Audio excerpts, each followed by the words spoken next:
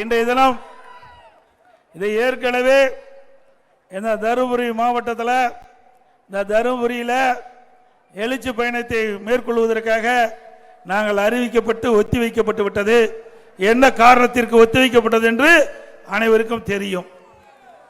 இன்றைக்கு அண்மையிலே 27ஆம் தேதி கரூரிலே நடந்த சம்பவம் உங்கள் அனைவருக்குமே தெரியும். அனைவரும் தொலைக்காட்சியை பார்த்து கொண்டிருக்கின்றீர்கள், பத்திரிகையை பார்த்து கொண்டிருக்கின்றீர்கள். எவ்வளவு ஒரு கொடூரமான சம்பவம் என்பதை நாம் எண்ணி பார்க்க வேண்டும். இன்றைய ஆட்சியாளர்கள் உரிய முறையிலே பாதுகாப்பு வழங்கப்பட்டிருந்தால் 41 உயிர்கள் இன்றைக்கு காக்கப்பட்டிருக்கலாம். அதற்கு சரியான பாதுகாப்பு இல்லாத காரணத்தினாலே நம்முடைய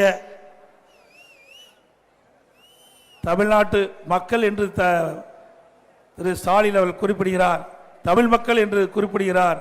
அப்படி தமிழ் மக்கள் 41 பேர், பெண்கள் குழந்தைகள் உட்பட 41 பேர் இறந்ததற்கு காரணம் யாரு? யாருங்க? இது மக்கள் சொல்லுகின்ற குரல். திரு ஸ்டாலின் அவர்களே, மக்கள் கொடுக்கின்ற குரல். இன்றைக்கு ஆளுங்கட்சிக்கு ஒரு நீதி, எதிர்கட்சிக்கு ஒரு நீதி. சரியா? இன்றைக்கு ஒரு அரசாங்கம் தான் நாட்டு மக்களை காக்கக்கூடிய பொறுப்பு இருப்பது அரசாங்கம். இன்றைக்கு ஒரு பொதுக்கூட்டம், ஒரு பேரணி, ஒரு ஆர்ப்பாட்டம், இதற்கெல்லாம் பாதுகாப்பு கொடுப்பது அரசின் கடமை. இன்றைக்கு முதலமைச்சர் கையில் தான் காவல்துறை இருக்கின்றது. சரியான முறையிலே இந்த காவல்துறைக்கு முதலமைச்சர் உத்தரவிட்டிருந்தால், சரியான முறையிலே காவல்துறை செயல்பட்டிருந்தால், முறையாக பாதுகாப்பு கொடுக்கப்பட்டிருந்தால் 41 பேரை நாம் இழந்திருக்க வேண்டிய அவசியம் இல்லை. இன்னும் ஆழமாக பேச முடியும். ஆனால் இந்த அரசாங்கம் இன்றைக்கு ஒரு நபர் கமிஷன் அமைக்கப்பட்டு விட்டார்கள். அந்த ஒரு நபர் கமிஷன் விசாரணை தொடங்கப்பட்டு விட்டது. அதனால ஒரு மேலோட்டமாகத்தான் நாம் பேச வேண்டிய சூழ்நிலை இருக்கின்றோம். ஆக இவ்வளவு பிரச்சனை நடைபெற்று விட்டது. ஸ்டாலின் ஏற்கனவே சொன்னார், தமிழகத்தை தலைகுனிய விடமாட்டேன் என்று சொன்னார். இன்றைக்கு தமிழ்நாட்டிலே தலைகுனிந்து நிற்கின்ற காட்சி இப்பொழுது தொலைக்காட்சியிலே பார்க்கின்றோம். இன்னைக்கு நாடே அதிர்ந்து போய்விட்டது. தமிழ்நாடு மட்டுமல்ல, இந்திய நாடே அதிர்ந்து போய்விட்டது. இதுவரை எத்தனையோ அரசியல் கட்சிகள் தமிழகத்திலும் சரி இந்தியாவிலும் சரி இன்றைக்கு பொதுக்கூட்டம் நடைபெற்றுகின்றன.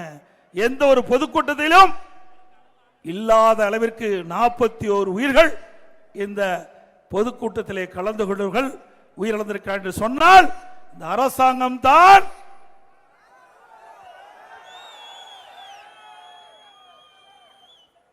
பொறுப்பேற்க வேண்டும் என்று சொன்னால் அரசாங்கம் உங்க கையிலே இருக்கின்றது, ஆட்சி உங்க கையிலே இருக்கின்றது. ஆட்சியாளரை தான் பார்த்து கேட்க முடியும். அப்படித்தானே கேட்க முடியும். யாருமே பழி சுமத்தி தப்பித்து விட கூடாது. ஆக ஒரு அரசாங்கம் எப்படி இருக்க வேண்டும் என்பதை நீங்கள் உணர வேண்டும். இனியாவது இன்றைக்கு நடக்கின்ற பொதுக்கூட்டத்திற்கு முழுமையான பாதுகாப்பை தருவீர்கள் என்று நாங்கள் எதிர்பார்க்கின்றோம். செய்திகளை உடனுக்குடன் தெரிந்து கொள்ள கீழ்கண்ட கேபிள் மற்றும் டிடிஎச் நெட்வொர்க்குகளில் எம்நாடு செய்தி தொலைக்காட்சியை காணுங்கள். பாதகம் செய்பவரை கண்டால் நாம் பயம் கொள்ளலாகாது பாப்பா. மோதி மிதித்து விடு பாப்பா, அவர் முகத்தில் உமிழ்ந்து விடு பாப்பா.